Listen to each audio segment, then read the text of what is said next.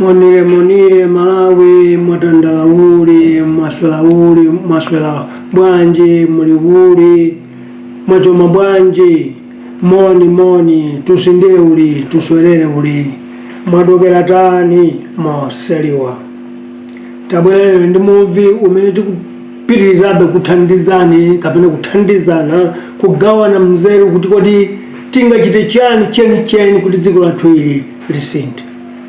Timakudziwa kale kuti kiwa zonsezi ndi kusintha kaganizidwe, koma kaganizidwe kusungangogona nkudzuka nkuti ndasinda kuganiza uyambe kaye wakhala mozama uyang'ane kuti kodi nchiyani timene timalephera, nchiyani chimene chikutipangitsa kuti tisakhale ndi chidwi kapena sakhale anthu oti nkutembenuza moyo. Potero ife tinadzipatsa ntchito imeneyi kuti sitidzasiya chifukwa vuto la Malawi tikulidziwa ndife kuti vuto la Malawi ndilo ndiye kudakhala kuti nkokonze tikonze zimenezo. Nchifukwa timabwera pano kudzagawana nanu Amalawi sikuti ndife anzeru kuposani uyoyo, koma kuti mwina ndife oti tikuona vutolo ndiye tikhoza kuthandiza napo kuti pamene poeti titatere mwina dziko likhoza kusintha, titatere dziko likhoza kuoneka njira ina, titatere miyoyo yathu inso ikhoza kusintha. Lero pa 14 May lachiwiri 14 March lachiwiri chaka cha 2023 tabwera ndi muvi wosintha kaganizidwe umene mutu wake tikuti dziko lathuli likusauka chifukwa sililakwa. Dziko la Malawi ndi dziko limodzi limene sililakwa, akuluakulu andale a Malawi salakwitsa nchifukwa chake tili auvutikabe, chifukwa timadziwa kuti ife ngati Amalawi zimene tikupanga zenzabu nzoyenerera, maboma audzoti zimene kupanga nzoyenerera, pamenepo ndipo gona vuto. Ngati kuli kusintha kaganizidwe tiyambe kuvomereza kuti timalakwa pate ngati dziko. Wina aliyense paikha kaya ndi mpando wanji adzifunse kuti kodi zimene kuyankhula muvilerozi pa mindset change pakunama. Vuto la Malawi lonena kuti ndi dziko lonena kuti lilibe kulakwa, sililakwa. Chilichonse limachita dziko la Malawi nchoyanji chabwino changwiro sidilakwitsepo. Ndiye tikuyamba motere tili nchaka ya 2023 ndipo kwatsala zaka 40 kuti masomphenya aboma atonse a president Chakwera ndi a vice ya Saulo Chilima tiaone ndi maso. Kwatsala zaka 40 chifukwa masomphenya awo nga 2063, koma kwatsala zaka 40 kuti tidzaone masomphenya amene. Mchaka cha 1994 boma la UDF limene abweretsa masomphenya kuti dziko lidzikhale masomphenya, ilolo lidadzakhazikitsa masomphenya a zaka 30 years. From 1994 mo adakhazikitsa kuti kudzakhala masomphenya a 2020 ijama division 2020, ndipo amayang'ana kuti mu zaka 26-27 ndiye kuti Malawi adzakhala sintha kwa 1994 yo. Koma ndimafuna mdziwezi Amalawi, ngakhale kuti ali masomphenya a 2020 taaphonya, ngakhale kuli masomphenya a 2063 kwatsala zaka 40 kutsogolo tiaphonyanso. Tiphonya bwanji fuka atsogoleri awiri awa adzipereka kuti afuna tionetsa masomphenya a 2063? Tiphonya bwanji? Amalawi tikuwuzani izi, dziko lililonse limene silivomera kulakwitsa munthu wina aliyense amene savomera kulakwa, mtundu wa anthu uliwonse kapena munthu umene sudziwa kuti ukulakwitsa ndi kuvomereza umene usunga tukuke, sunga kwere, sunga pite paliponse. Kuyambira 1964 tikhozonena kuti tidalibe nthawi yokhala ndi masomphenya, chifukwa nthawi iyi timanena kuti masomphenya nga president athu amuyaya ngwazi tokotoka muzipanda. Ndiye mkatikati mmenemo munali njala, tidalipeza kuti zokwanira, mkatikati mmene munali kumenyana, mkatikati mmene munali maganizo a munthu mmodzi. Ndiye nthawi imeneyo sitingayike koma tiyang'ane 1994 ndiye tidzayang'ane 2020. Pamene pakhala ngati Malawi akusintha, 1994 tinali pa matipati, 2020 tidali kuchoka mwa anthu amatipati koma okuba ononga. Ndiye timapatsa anthu ena oti ngobwera ndi kuyeretsedwa m'moyomo kuti mwina amenewo abweretsa kusintha kaganizidwe, koma zidakanika. Movie number 1. Dziko limene landira ufulu mu 19th century, chifukwa Malawi landira ufulu mu 1964. Ndiye kuti ndi zaka 1000 zapita mu 19th century. Panopa tili mu 21st century chifukwa ndi 2020 chakuti. Songa zakuti tili pa century yachitatu chalandira ufulu wathu. Ndimafuna mudziwe izi kuti mpaka lero sitidziwa kuti kodi chimalakwika m'dziko mwathu muno nchiyani. Chapangitsa kuti Malawi akhale osauka, chikupangitsa kuti Malawi adzikhala osaukabe, palibe aliyense angayankhe funso limene. Koma ndingakuwuzeni izi, university yoyamba inafika m'dziko la Malawi 1970, Chancellor College ku Zomba. Ndipo yatulutsa madokotala, yatulutsa maprofesa, yatulutsa anthu ozindikira kwambiri, kirimu ya anthu anzeru, koma kulibe ndi mmodzi yemwe anadzazindikira kuti Malawi kuti adzipindika, anapindika pati, amapindika bwanji. Movie number 2. Maboma ndi apita 6 atsogoleriwo 6, zipanizo 5 zimene zakhala zili pa mpando, koma kulibe ndi mmodzi yemwe mwa zonsezi mwa onsewa amene angayankhe funso kuti dziko lathu likusaukiranje. Kulibe. Maiko ang'onoang'ono pa dziko lapansi ngati Solomon Islands, Mauritius, Seychelles, Rwanda, Reunion ndi maiko ena akhala otukuka kwambiri, ambiri abwino, odzilemerera pawokha, pamene ife Malawi muno tidachoka ku dzina la Nyasalande kudzabwera Malawi koma tili chisaukirebe. Ndipo dziko lapansi kutimvera chisoni, kutimveka ndoma yoti inuyo ndi mfumu ya mafumu osaukitsitsa. Ife nkuvomera, koma tili ndi anthu opita ku sukulu omwe mabuku mokwana bwino, ena maprofesa, ena madokta. Mapresident ndiye 6, zipani zolamulira ndiye 5. Movie number 3. Ngakhale sukulu ya kwazungu ku Ulaya, ngakhale ya sukulu ya tsopano yoti angatibwetse ma China, singazindikire kapena kuunguza kuti matenda amene ali m'dziko lino ndi awa, ndipo dziko lukhala lochititsa manyazi la chisoni, lochititsa manyazi ndi lochititsa chisoni chifukwa cha apa. Palibe angaulule, palibe anganene chilungamo pamene. Chifukwa chani? Lero dziko la Malawi tonse timatero kuti ayi mwina mwange kulodzedwa. Nyimbo yangothayi ndi yatsopano ya Phungu Joseph Mkasa, amene akunena kuti amene aliphunzira dzikoli adali m'matako akuluakulu, chifukwa chiphunzitso chakecho sichikusiya kununkha mtsogoleri aliyense. Wayankhula ndithu madimikiracho koma afotokoza atsogoleri athu onse akalowa amachoka ndi fungu la chiphunzitso. Munthu amene anaphunzira Malawiyo, ife amumva Chilungamo tikukana kuti sikuphunziridwa, sikulodzedwa, sitsoka. Koma dziko lathu lili ndi vuto losavomereza kuti timalakwa. Dziko lathu sililibe lili ndi vuto lokana kuti timalakwa. Movie number 4. Othandiza dzikoli atamati madonors, amene anapanga achitaganya dziko la Britain, sangayime ndi kutifotokozera kuti Malawi inu chimene mukusaukira oti musatukuke nchifukwa choti ndichi sangatuze. Ayinagenso adzikofe sitingayime nkunena kuti chimene chikutipangitsa kuti dziko lathu lisauka ndichi. Movie number 5. mafunso onsewa alibe yankho chifukwa Malawi ife ndi dziko lathuli timadziwa kuti sitimalakwa. Matenda ake ndi amenewo.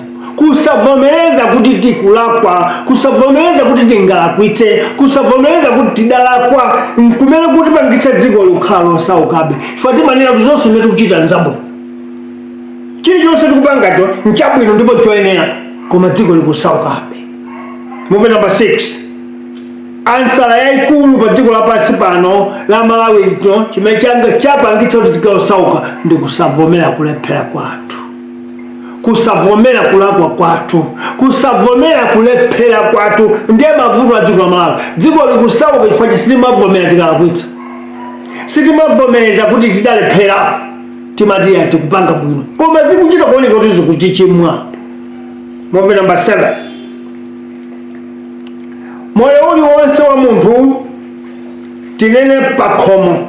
Ine ndili pano ukhoza kupanga zinthu zako ndifuna ntazamanga chakuti ukoma ukapanga chikulephera, ukapanga chikulephera ngati sungavomere kuti ndimalakwitsa apa ineyo, ndiye udziwe kuti supanga china chotheka.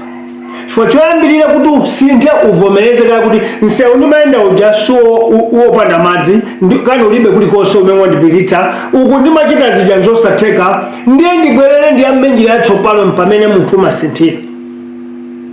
Ndiye ngati munthu amatero ifenso ngati dziko tinene uvomereza. Tidalakwa pati, tikulakwitsa pati. Ndiye chinthu chimene timalakwitsa ngati dziko kusavomera kulephera. Dziko lathu lino ndife anthu anzeru kwambiri, chilichonse timachita nchabwino. Dziko lathu ndi anthu opita kusukulu kwambiri, potero sitingalephera. Dziko lathu lino ndife anthu anzeru ochangamuka kuopsa, sitimachita mistake nchifukwa tili mphawi. Movie number 8. Mayiko amene anachita zolakwika navomereza kuti analakwa, anaonetsa kulakwa kwawo poyera sikutukuka kwake. Ndipo ngakhale anthu a mayiko amene ndi okwera pa mioyo, pa zochitika, pa mabanja, pa midzi, ndi okwera chifukwa amavomera kuti adalakwa ndi amayambiranso kusintha. Moyo uliwonse umasintha pokhapokha utasintha utavomereza kulakwitsa kumene ukhala kulakwitsa kumbuyoko. Chitsanzo, takhala tili osauka zaka 58. Timakhala tilibe chimanga koma kulima timalima chaka chilichonse. Timakhala tilibe chakudya koma feterezayo timamululotsa ndalama zambiri chaka chilichonse koma sitimakolola. Chifukwa chani? Tikukana kuvomereza kulakwitsa. Tukana kuvomereza kulakwa kuti timalakwitsa magulidwe a fetereza, timalakwitsa ndondomeko ya fetereza. Tikana mavomera pamenepo ndiye kuti ulendo wachiwiriwo tikanakonza. Malawi matenda ake akulu agona pakusavomereza kulephera kwathu. Akuti moyo umasintha pokhapokha tsiku limene wazindikira kuti kumbuyoko umalakwitsa, pamene kumbele moyo umasinthira. Tsopano Malawi usasintha ngati sitivomera kuti timalakwa pakati. Movie number 9. Dziko lathu lino ndife dziko lopanda chikumuntima nchifukwa chakati tili osaukitsitsa. Chifukwa chimene chimapangitsa munthu kuti adzizindikire kuti akulakwa, chimene chimapangitsa munthu azindikire kuti izi ndikupanga zinthandiza ndi chikumbumtima. Dzulo liyenda ndinamiza mkazi wanga zakuti. Koma ndikuonabe kuti sakukhutitsidwa ali okwiyabe. Ndiye ndisingamuze Chilungamo chifukwa ndiye timenya. Ukudziwa kuti banja lakolo lalowa bala. Silichiranso lalowa bala ife mkazi wako adzukakirabe chifukwa chikumuntima sichina kugunde. Chikumuntima chikakugunda muuze mkazi wako Chilungamo akazanga pepani kutono mukhumudwa. Koma dzulo naenda chonchi mundikhululukire ndazindikira kuti ndinalakwa. Pamenepo mkazi amakuyang'ana m'maso chikumbumtima nayenso chimampeza kuti choona akunena uyochi ndimpatse nthawi asintha. Potero iwe ndi zimene wakuuza wakupatsa maso akuonetsa mkazi akocho sulakwanso umadziwa kuti ndisakamubwezerenso mkazi wanga pompaja banja kusintha, banja kuyamba kuyenda bwino, mavuto onse kutha. Movie number 9. Pomwepo anthu amene amakhala ndi chikumuntima amavomera kulakwa kwawo ndipo amayambiranso kachiwiri chimene chindi chiyambi kapena Genesis wakusintha kwa moyo. Ndiye Malawi uno ngati kufuna kuti atukuke choyambirira tivomera zimene talakwitsa, kuyima poyera nkuvomera kuti ichicho tachilephera, ichicho tachilakwitsa, ichichi talakwa kuchipanga. Mukatero mukuza chilengedwe chimavomera kuti mwavomera ye ayambiraninso, ndipo mukamayambiranso makhala ndi chisomo choti mukamachiti chanyuwanicho ngakhale chauta ndi mdalitso wa dziko makhala ndiyo mmachita zooneka mutu wache. Muvi namba 10, kumbali ya ndale iyi dziko lathu lawonongeka kwambiri chifukwa ndale zimene zimaganiza tsogolo la dziko, ndale zimene zimaphika mphika wa tsogolo la dziko, ndale zimene zimaphika malamulo a dziko. Ndiye ngati ndalezo kumene ziliko tikuzilakwira koma osavomera kulakwa, tikuzilakwitsa koma osabwera poyera nkuonetsa kulakwa kwathu, tidziwiretu kuti dziko silingatukuke chifukwa chilichonse tikuchita ku ndale choni chabodza chonama. Pamenepo tinayenera tisinthe chifukwa lero tadziwa matenda kuvomereza kulakwitsa ndi kuyambiranso kusintha. Muvi namba 11, ife sitimangoyankhula zinthu popanda mboni chifukwa timafuna anthu tiatchule achite manyazi. Muvi namba 11, pa 11 Machi mwezi uno masiku awiri apitawo, chipani chimodzi zipani zikuluzikulu mdziko muno cha DPP chidali ndi nkhomaliro kumene amasonkhetsa ndalama kuti mwina chipani chawo chiyambirenso kugwira ntchito, mwina kudzapezeka kuti chawina chisankho pa 2025. Msonkhano umenewu umachitikira ku Mount Soji mzinda wa Blantyre. Mtsogolo wa chipanichi Bambo Peter Mutharika adayamba walongosola mbiri ya chipanichi mmene yachitira kudzafika pamene analephera chisankho pa 2020. President Peter Mutharika akale sadayime kuyankhulapo kuti chifukwa cha zolakwa zakuti zimene tinachita mu zaka 5 zapita zija kapena mu zaka 8 za chimwene anga zimene zinatipangitsa kuti tigwape chisankho cha 2020 sanayankhule zimenezo. Sogoza kuti alibe chikumbumtima. Chimene apanga iwo ndi kuyankhula zonena kuti iwo sanalakwe chilichonse, ndipo adayankhula pamene kuti alipo ena mchipani mwawo akumadzudzula kuti tidagwa chifukwa cha inu a president. Ndi adakalipa munthu wamkulu kuti mukandine kuti ndinakutsa ndi ine sindinakwa paliponse koma chisankho chidaberedwa chakwera anapeza 40%, UDM inali ndi 20%. Ife dali 40 lomwe ija tikadakhala daima tokha tidawina ndesi tidaluze. Mistake imene dziko la Malawi inayo ndi imeneyo. Chokhumudwitsa amalawi tonsefe akamatenkhula atsogoleri timawambera m'manja kuti phinja kuti tisakale ndi nzeru yoganiza kuti koma tsono nzona chifukwa kanakhala kuti adawina chisankho apita Mutharika ndi kuti akanapita khoti chifukwa khoti iyo kapena meki inawabera, koma adaphonya chona ndi chikumbumtima sichinagunde pamene anena kuvomereza kuti nkhani ya TPEX tidagwiritsa ndi ntchito nchifukwa khoti lidakayika. Ngakhale patakhala palumbo nonena kuti adapambana ndiwo chifukwa padachitika 50+1 zomveka, koma chimene chinatsitsadzayi kuti njovu ichoke nyanga kuti achoke DPP mboma nchiyani padali TPEX. Pamene DPP kapena President Peter Mutharika anayenera kupavomereza ngati ufuna Malawi uyu atukuke. Pomwepo chipani cha Tonse Alliance mechili mboma mpaka lero. Aya ndipitirize kapena. Tonse Alliance atalowa mboma akhala kutukwana chipani cha DPP. Nkuchitchula dzina kuti labo pa Chingerezi ndiye kuti ndi labo, koma pachi Malawi ndiye kuti ndi dzigulumwa zimene nyumba yagwa ndiye zatsala pamene pofuna kuwolapo zoonongeka. Tonse Alliance anayitchula DPP kuti ndi labo, ndipo abwera kudzakonza labo imene, ndipo adakonzeka kuti achita Mike Tyson kuti athane ndi labo imeneyo kugwetsana ndi zoyipa za DPP.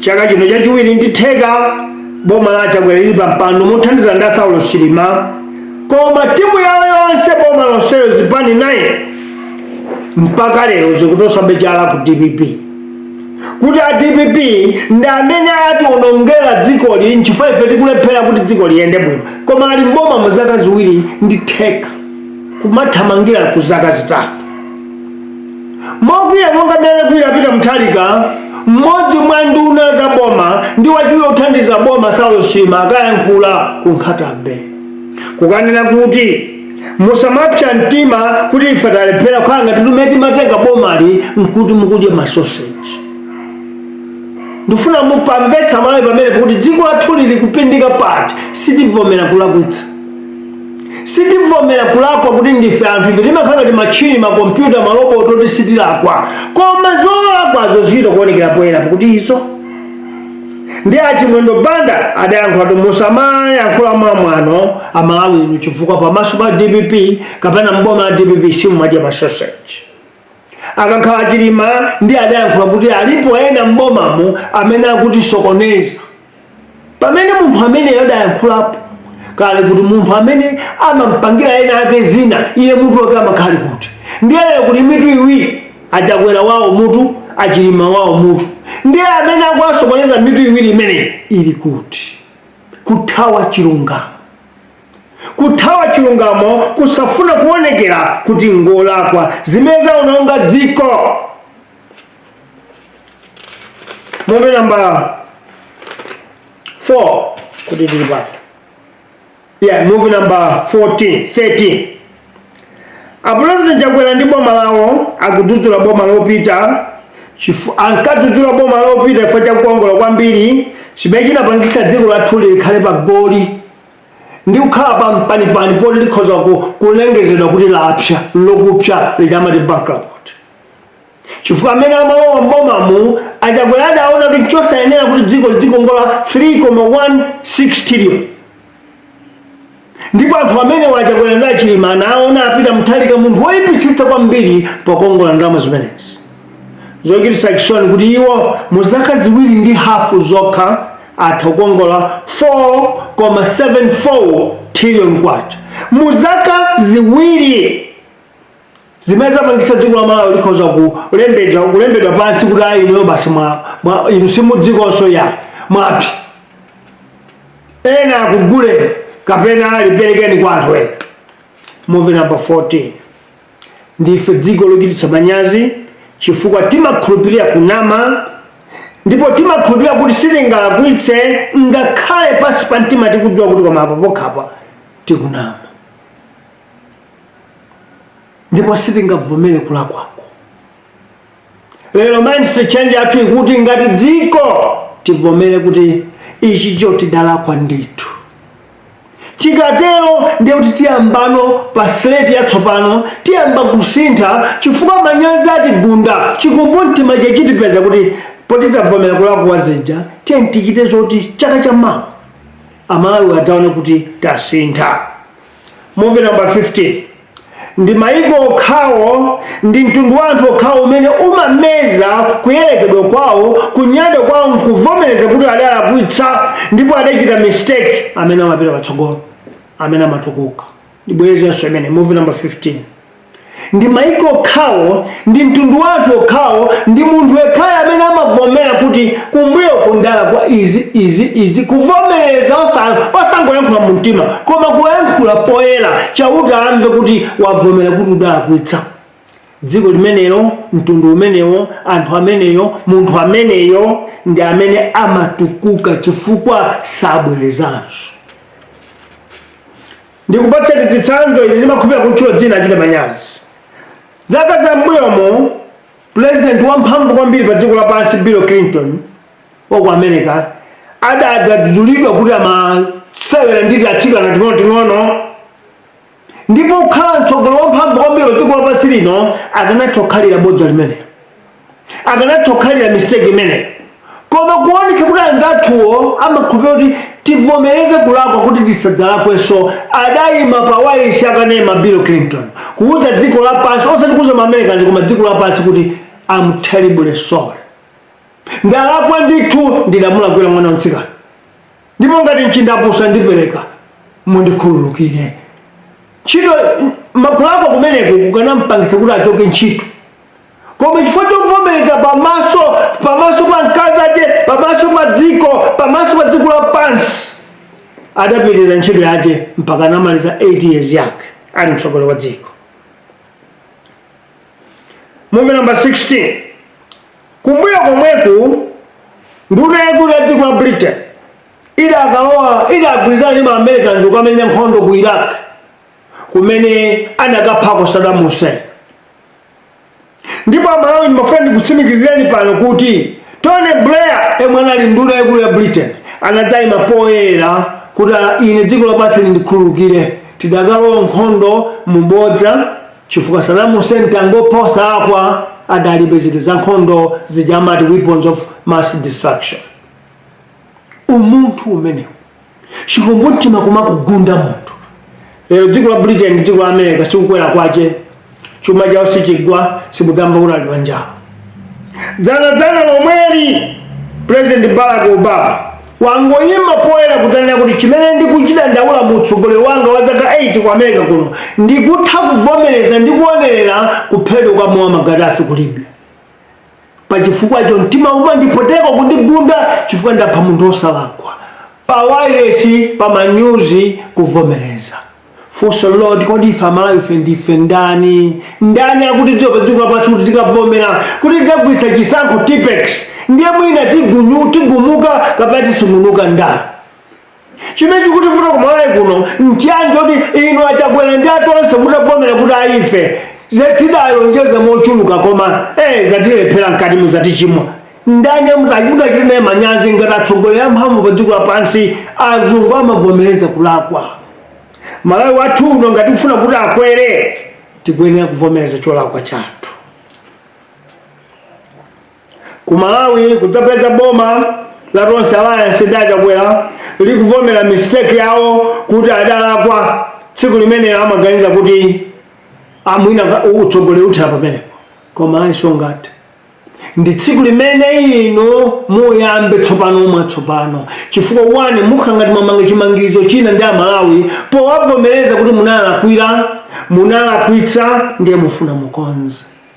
Chimodzimodzi chipani cha DPP kuvomereza kuti zimene zinapangitsa kuti ife tilichoka pa mpando ndi nkhanza zimene timachita mu zaka 6, kuphatikiza nkhanza zimene zimachitika mboma la Chimwene kumbuyo kwa zaka 8.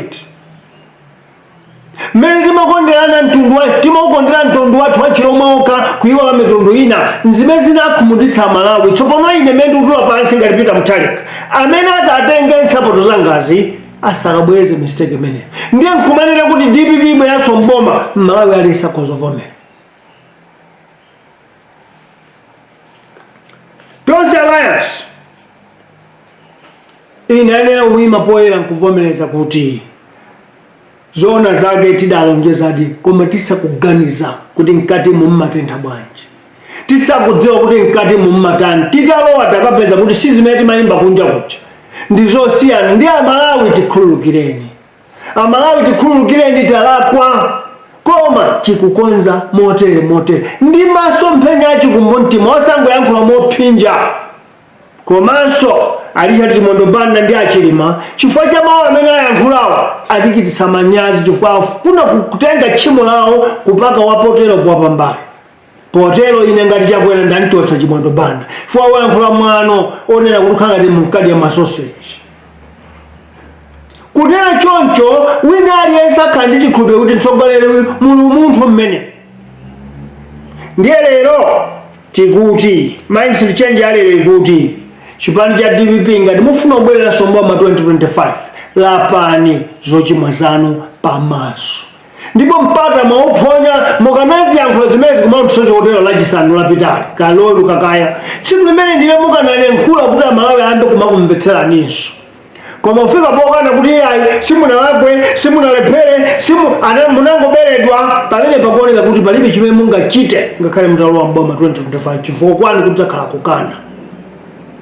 Inu Tonse Alliance dziko likulira tsiku ndi tsiku ndiye Mulungu akangata kukanthani chifukwa mawa mavuto tsiku lina mavuto mkojo mavuto mtondo mavuto mphepo ya mkuntho iyo mawawa inayo madzulo inayo kwa mise ukusweka khanga tutumwatenga tsoka taimani poyera muvomereze kuti mind change ikuti chikumbumtima chidzitigwira tidziyankhula zoonadi mpokhapo pamene Mulungu angakhululukireni komanso amalawi ife tingakhululuke komanso Malawi ayamba kuona masomphenya ansewu wa chitukuko. Muvi wa namba 18 ndiponso omaliza.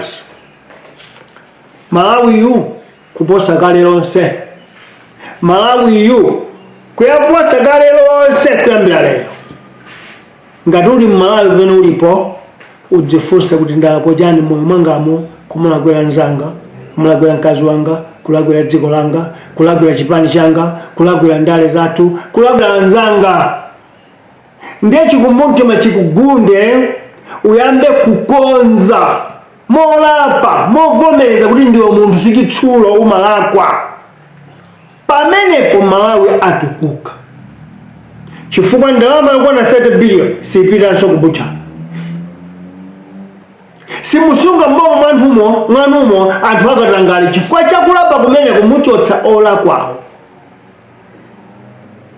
Kudiripo kuameta abwera udzamva sabato zapita mchalika akhala munthu onena kuti abwana anga adayankhula pamaso pa Malawi kuti chipani chidalakwitsa pa za tipekisi chimasankhana mitundu chimatere anaulula pamaso songezano chikumbumtima chinagunda ine mene ndikupala sabato za mkulu wangazi ndisakachite zoyipa zimenezo.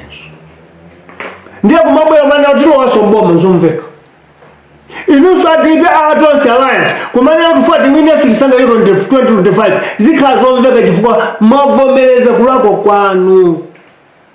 Ndiye Malawi kuyambira kale lonse tentivomera kuti yamulakwitsa kumbuyo konse kuti amulakwitsa zaka 58 fasi tivomera kulakwa. Kuyambira lero mind change iyo ikugundeni mmitimamo chikhale chikumbumtima chanu kuti muyambe kuvomereza zolakwika. Mpokhapo pamene Malawi angavomereze kuti tidalakwitsa ndipo timalakwitsa pamene tione msewu watsopano wa chitukuko. Malawi safuna ndalama zokongola zambiri, Malawi safuna kukhalitsa ukata, Malawi safuna kuti IMF izibwera tsiku ndi tsiku, Malawi safuna tizipe mpakwa mbiri, Malawi kungofuna Malawi ife tivomere pamene tinalephera. Ndi ndalama ing'ono imene tinayo tikhoza kugwiritsa ntchito nkuyamba kusintha dziko. Kumafanana ndi Rwanda, kumafanana ndi Mauritius, kumafanana ndi maiko ena ang'ono oti ife ngaku.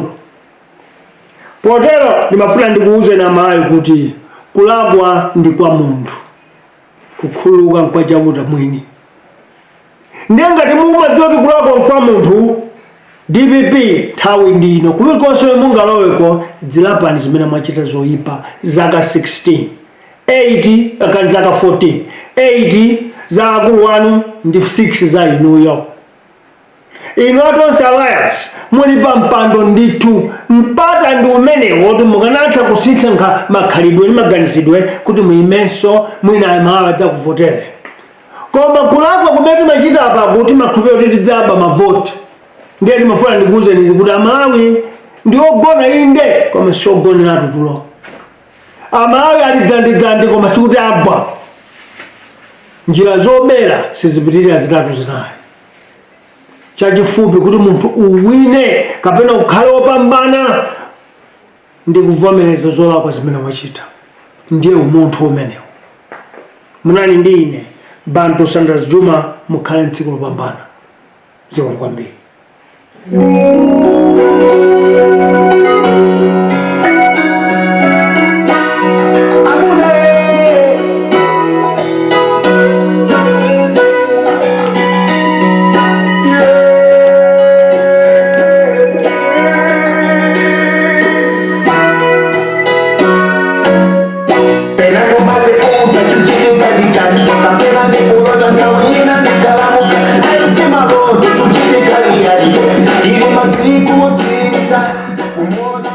Monire mwatandalauli muliuli mweuli mwachoma bwanji mwasula bwanji moni tuzindire uli tuswerere uli mwandokera tani Moseliwa.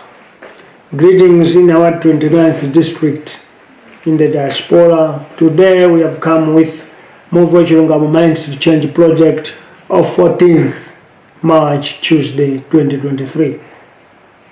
The topic of the day: Malawi is a country that does no wrong. Malawi is a country that goes no wrong, that does no wrong, that do not do wrong. This is our country. We are in the year 2023. We have 40 years to go for this country to see the famous vision prepared and organized by Tonse Alliance government, led by President Lazarus Chakwera and assisted by Vice President Saulos Chilima. We have 40 years to go to see the vision of this government in 2063. In 1994, UDF introduced a model of having a vision as a nation. Former President Bagirimu saw what many of us and many Africans see, that a country can be developed in less than 30 years, hence adopting Vision 2020. Under one-party state, there was no vision, but it was good because the country was now in the hands of natives and the owners of the land. We were independent. In the year 1964 up to 1994, Malawi was a country without food sufficiency. We were a country without food security. One can forgive us because by then we had one life president and one party state where ideologies and aspirations were single-handedly and unilateral. We did as our founding father wished or liked. Different views, how brilliant they could be, were perceived and regarded as dissent and seditious, carrying death sentence, or if you are lucky, you're going to exile. Movie number 1.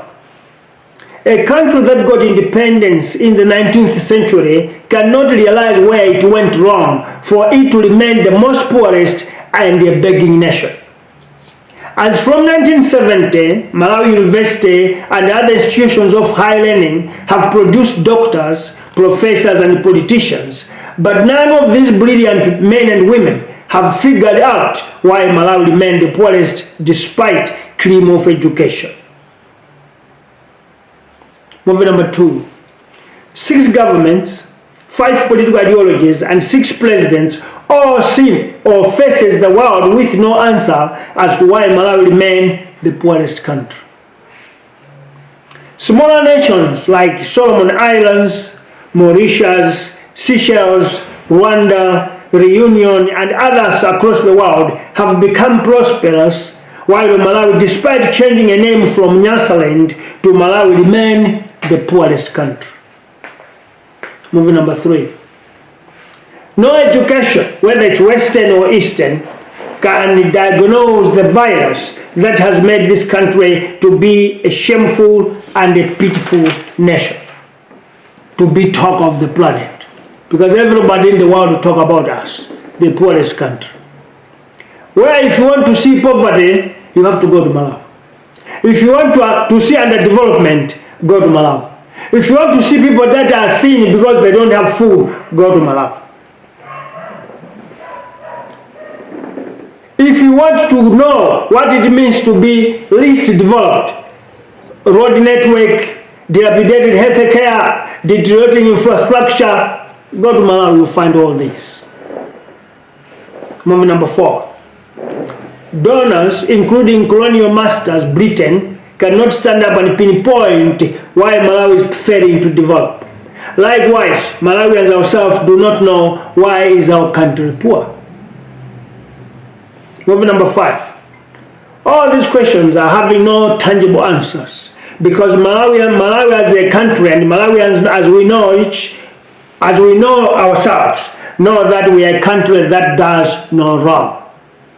We believe as citizens that we are always right. We don't go wrong. We don't make mistakes.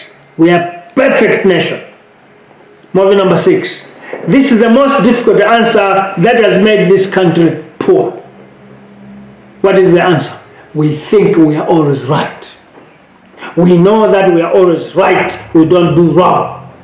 We never make mistakes. We are perfect. That's what has made this country poor. Movement number 7. In any life, if you make a mistake and accept, you are likely to change and make mistakes no more, because you have realized that you went wrong. That's the motto of humanity.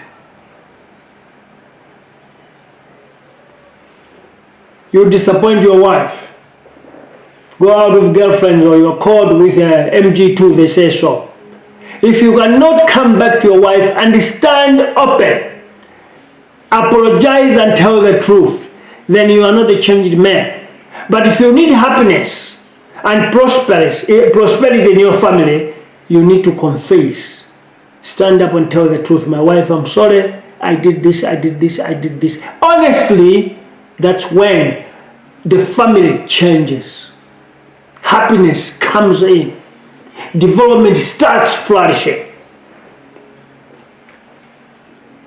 Movie number 8.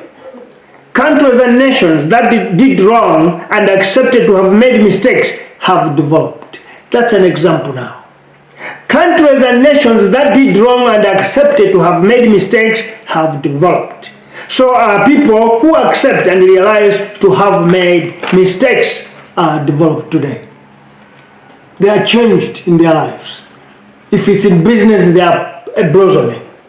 If it's families, they are happy. If it's a country, they are developed. Only if we stand up and accept that we were wrong. Lifestyles have improved and changed because individuals reach at a point where they realize to have gone wrong. This is where people's lives changes. Improvement comes where you adjust in everything you do. You can never improve in your life if you live the very same lifestyle you were doing yesterday. That's why before in our past lectures we said, you will never change the destination of your journey if you can't change the way that you used. That has made you lost all along. If you have been lost in that direction, change it. Then you reach where you're going. Or you change the direction. Movie number 9. In Malawi, we are a country and people who have no conscience. That is why we are the poorest. We lack consciousness. Because for one to stand up and accept wrongdoing, for one to stand up and accept mistakes, first you must be touched by consciousness. Humanity must touch you that I'm human and I did wrong. I have to accept. That's consciousness. People of conscience accept to have done wrong and start all over again. This is the genesis of change. People of consciousness, they accept mistakes, they accept to have gone wrong, and this is the genesis of change. Movie number 10. On the political landscape, our main body that decides our future is the area that is faulty and guilty because it has never gone wrong and it does not make any mistake. That's the body of politics in our country. And I want to repeat this because that is where we are dead. That's where our country has died. On the political landscape, our main body that decides our future is the area that is faulty and guilty because it has never gone wrong and it knows that it does no mistake. 58 years. We don't make mistakes. We had the first president, he never made any mistake. He ruled us perfectly. Second government comes, he never made a mistake. He ruled us perfectly. Third government, fourth government, fifth government, sixth government, they are all perfect. Look at where the country is. The poorest nation. The shameful nation. The pitiful country. And the pitiful people. Because we're a mockery of the world. You go to South Africa, once they say, are you a Malawian here? You are mocked. Xenophobia will start from there. You go in Zimbabwe today, you are given names, Mabwidi, Mabulantaya. Why? Because we are a country that do not accept wrongdoing. To us, we think we are correct and perfect. But people look at us very, very, very shameful, because we look, in our eyes, it tells that we are liars and we are people who don't accept mistakes. That's why we are poorest. Movie number 11. On the 11th March, last Saturday, 2023, one of the largest political parties in Malawi, by the name of DPP, had a fundraising activities in Blantyre, where each leader was giving his insights after it lost elections in the repeated elections of 2019, in which courts nullified because it had been tainted by the usage of TPEX. According to former President Peter Mutharika, he gave the same narrative. This country and people know that we do no wrong. We don't go wrong. We are correct all the time. Perfect. That's a picture President Peter Mutharika gave the party followers and the country, because it was shown on Times TV. President Peter Mutharika, former, he got furious and angry to the point that he shouted at some people who blame him to have made his party lose elections because of him. I want you to understand where our country is making mistakes. We don't agree, we don't accept, we don't go wrong. He defended himself of no wrongdoing. This is despite the fact that TPEX was used and that the elections was marred by violence. That's not acceptance. Malawi is a country that does no wrong. This is one example, because if top leaders like that don't humble themselves, come into the open and accept wrongdoing, then as a country we are doomed. This is why we are the poorest today. Movie number 12.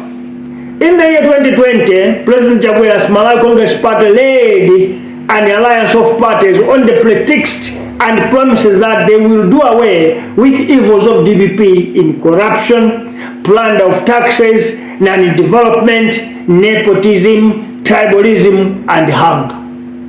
That's what brought President Chakwera and Saulos Chilima in power. Tonse Alliance is one word. Okay, in one word, it is called Tonse Alliance. They described the DPP party as a party called Rebel, and came to power to Mike Tyson so that they can fix and remove the rubble.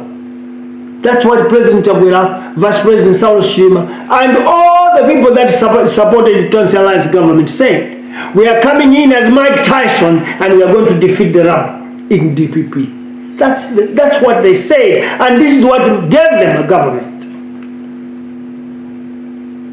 2.5 years in power, President Chakwera, Vice President Saulos Chilima, and the entire team continue to blame DPP and have started to act in anger, just as former President Peter Mutharika was at Mount Sojo Hotel on Saturday, whereby Minister Chimondo Banda was heard in Nkata Bay shouting citizens not to complain, because when President Chakwera took over from former President Peter Mutharika, Malawians were not eating sausages, we are not eating poloni, we are not eating margarine.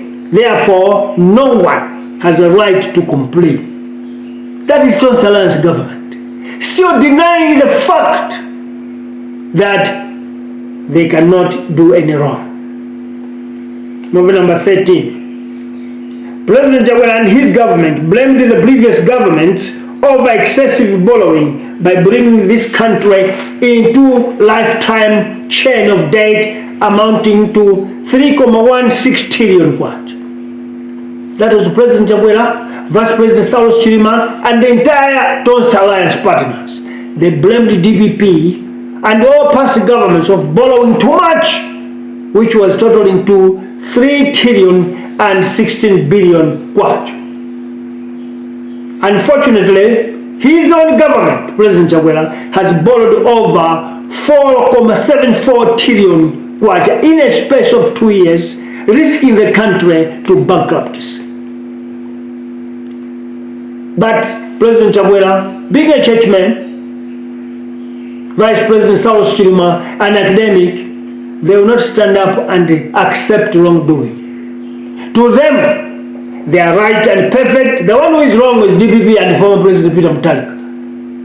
Forgetting that, former President Peter Mutharika borrowed 3.16 trillion, but not only him alone. That includes Kamuzubanda, that includes Bagiri Muluzi, that includes Bingwa Mutharika, that includes Joyce Banda. But President Chakwera alone has managed to borrow 4 trillion and 74 billion Malawi kwacha in a space of 2 years, pushing the country into the dungeon of bankruptcy. Movie number 14. We are a nation of no shame, because we believe in living a lie that we do no wrong, even though we know deep down in our heart that we are lying. But we cannot accept wrongdoing. This is the reason why this country is poor. We don't need to go to Germany, Qatar, Doha, to the conference of what they call what COPA or what. We don't need to go there or keep on borrowing. Our mistake is one. We are a country that do not accept our own mistakes. Until the day we stand up and say we are wrong, that is the day we have a new direction in this country. Movie number 15. Only nations, people who swallow their pride and accept wrongdoing and mistakes are the ones that develops and move forward. I'll repeat. Only nations, those countries, people, those who accept that they did something wrong and they want to change, that swallow your own pride, those are the people that develops and their lives move forward. Therefore, if Malawi is to move, let us swallow our pride and accept, particularly you leaders and the political body of our country, start accepting mistakes. I'll give you big examples here. Some time back, American President, former Bill Clinton, was accused of wrongdoing in the most powerful president on earth. But I'll tell you this, he never lied. He would have said, I'm the powerful president in the world, no one will question me. But he swallowed his pride and apologized to the country for wrongdoing. He appeared in global television for everyone to see. These are people who develops because they accept to do what have done, to accept that they have done wrong, and they are ready to correct. If you don't accept that you did wrong, you are not ready to change. You are not ready to correct. Movie number 16. Sometime back again in the United Kingdom, former Prime Minister Tony Blair accepted to have done wrong by conniving with Americans to go to the war and killed Iraqi President former Saddam Hussein when he had no nuclear or weapons of mass destruction. This is the most powerful Prime Minister too in the world. But he stood up openly and apologized. That is the genesis of change in every lifestyle. Recently, Barack Obama just accepted his mistake to have been involved in the killing of brother leader, the Libyan leader, Colonel Muammar Gaddafi. You know what? These are nations whose economy, social welfare, and human development are at an advanced stage. Very developed. But they swallow their own pride and come and apologize to the world. Who are we, Malawians? Who is Mr. Peter Mutharika? Who is DPP? Who is Mr. Chakwera? Who is Mr. Saul Chilima? Who is Chimondo Banda? Who is Tonse Alliance government? If the biggest and the powerful people stand openly and accept their mistakes. In Malawi, finding a government of Tonse Alliance and President Chakwera not accepting their mistakes for lying to the country and citizens put them at an awkward position of doing anything good. Because you can't do good if you cannot correct your mistakes. You cannot correct mistakes if you think you are always right. Because the person who do not take responsibility of his failure has no room and cannot change or improve. That's why Malawi is poor. because there's no room for change. We say we are perfect. We are not doing anything wrong. We are doing the right thing. But 58 years, gentlemen, our country is the poorest. When are we going to take responsibility of our failures? This is why Malawi cannot and will not change if mindset change of accepting wrongdoing and taking responsibility cannot be applied to all our politicians, our political parties, and to us as individuals. Likewise, former President Peter Mutharika and his DPP cannot stand up and accept their wrongs over the nepotism, non-controllable corruption, lawlessness, and violence. There should be a time when humanity comes, when conscience develops in us to accept, to take responsibilities of whatever we did. Instead of former President Peter Mutharika admitting the mistakes he and his party did to the people of Malawi under his 6-year government, he blamed the MCP of stealing his victory.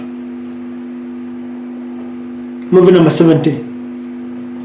If you look and hear the former president speaking, you hear of a leader of a party who is geared to bounce back into power in 2025. Because to him, he has no reason to apologize to the country over the reasons he is outside government today. Likewise, no one in Tonse Alliance government condemned the utterances Minister Jimondo Banda and Vice President Saulos Chilima made of blaming other people over their own failures, over their own mistakes. And you know what? These are the largest political parties in our country. If they cannot take responsibilities of their own wrongdoings, we must know that we are doomed as a nation, unless we think otherwise. But in this mindset change, we appeal to former President Peter Mutharika, we appeal to President Lazarus Chakwera, we appeal to Vice President Saulos Chilima, we appeal to DPP as a party, we appeal to Tonse Alliance as a government, that time has come to swallow our pride and accept that we are humans and we can go wrong. And when we go wrong, let's take our responsibility and accept. That's the only new path for a new direction of life. Failing which, we'll just be rounding on one roundabout. There's no movement, there will be no direction until we accept our mistakes. Movie number 18 and the last one. Malawi more than ever before is looking for leaders, for political parties, for presidents and citizens that must agree, that must admit, that must confess and accept that as humans we are liable to making mistakes. We need to know to err as human, but forgive is divine. Until the day as a country we start to take responsibility of our own faults and mistakes, this country will remain shameful, pitiful, and poorest. Now what we are appealing to you today, we are spending our words talking louder and louder because we want a mindset change in each and every citizen of Malawi. For us to accept that we are humans and we can go wrong, and for 58 years we have been going wrong. That's why we are poor. And some people will say, what is the wrong? Excessive borrowing, lies, deceptions, violence, nepotism, tribalism, regionalism, and failure to apply meritocracy. These are the failures of these are our mistakes that has made our country go backward instead of moving forward. Fellow citizens, we don't need any magic. We don't need any money from World Bank, IMF, European Union, or SADC or African Union or IDA, IFC. What we just need is a mind to change, accepting our faults, our mistakes. Let us swallow our pride as a nation today, tell the truth that we have failed because we thought we were right. We denied that we can go wrong, but as a country, we have been making mistakes all along. This is the time of point of departure for us to see prosperity. You were with me, Bantu Sandra Juma. Have a great day. Let's meet again on Friday on the same platform. Have a great day. Thank you.